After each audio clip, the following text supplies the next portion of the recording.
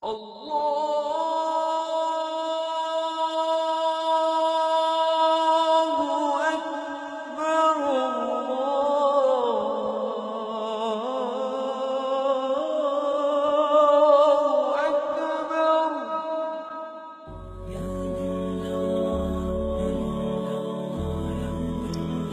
হচ্ছেন জান্নাতে প্রবেশ করার বৃহত্তম দুয়ার।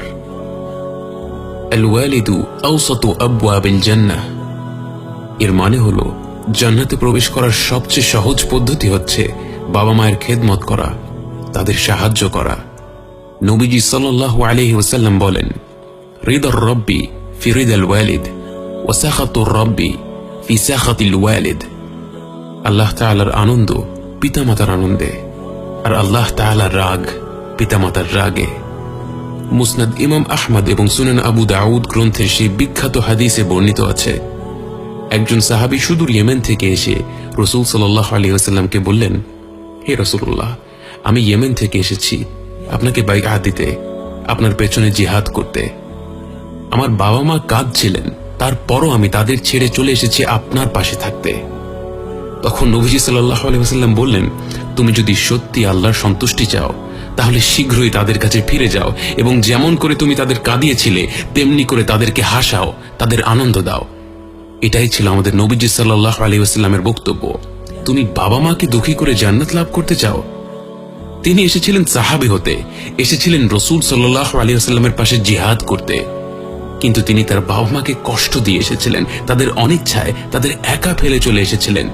এবং রাসূল সাল্লাল্লাহু আলাইহি ওয়াসাল্লাম বললেন, তুমি এভাবে জান্নাত লাভ করতে চাও, তাদের কাছে ফিরে যাও।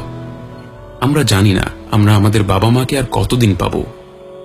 যাদের বাবা মা এখনো বেঁচে আছেন তাদের খুশির জন্য যা কিছু সম্ভব তাই করুন, এবং যাদের বাবা মা ইন্তেকাল করেছেন তাদের জন্য অনেক কিছু করার আছে। একবার এক সাহাবী রাসূল সাল্লাল্লাহু আলাইহি ওয়াসাল্লামকে এসে বললেন, হে রাসূলুল্লাহ, আমার মা ইন্তেকাল করেছেন, আমি কি তার জন্য কিছু করতে পারি? রাসূল সাল্লাল্লাহু আলাইহি ওয়াসাল্লাম বললেন, অবশ্যই, তার জন্য তুমি অনেক কিছুই করতে পারো। তার জন্য দোয়া করো, তার গুনাহ মাফের জন্য দোয়া করো, তার হয়ে দান সাদকা করো, কুরবানি দাও, তার হয়ে হজ করো, উমরা করো, তার আত্মীয় স্বজনদের সাথে দেখা করো, ভালো সম্পর্ক বজায় রাখো। এই সকল কাজই আপনি আপনার মৃত বাবা মায়ের জন্য করতে পারবেন। অনেক আত্মীয় স্বজনদের কথা আমাদের মনে থাকে না, কিন্তু আপনার বাবা মা বেঁচে থাকলে তারা হয়তো তাদের সাথে সম্পর্ক বজায় রাখতেন। এখন আপনার উচিত তাদের সাথে ভালো সম্পর্ক রাখা, তাদের সাথে দেখা সাক্ষাৎ করা। এবং সর্বশেষে আমার তরুণ ভাই ও বোনদের জন্য কিছু কথা বলতে চাই, যারা মাশাআল্লাহ স্কুল শেষ করেছেন, কলেজে পড়ছেন, বিশ্ববিদ্যালয়ে পড়ছেন। এটা সব সময় মনে রাখবেন যে আপনারা বড় হতে হতে আপনাদের সবচেয়ে বড় আফসোস সব সময় হবে আপনার বাবা মায়ের সাথে দুর্ব্যবহার করা, আপনার বাবা মায়ের সাথে ঝগড়া করা, আপনার বাবা মাকে কষ্ট দেয়া। কঠোর কথা কখনো ফিরিয়ে নেওয়া যায় না। আপনার বাবা মাকে একবার কষ্ট দিলে সেটা কখনো ফিরিয়ে নেওয়া যায় না। আপনি যত দিন বেঁচে আছেন সেই স্মৃতিগুলো আপনাকে কষ্ট দেবে। আমরা যখন বয়সে ছোট থাকি তখন রেগে যাওয়াটা খুবই সহজ, কিন্তু যেই আফসোস আর স্মৃতি আপনার সাথে রয়ে যাবে তা আপনাকে সারাটি জীবন কষ্ট দেবে।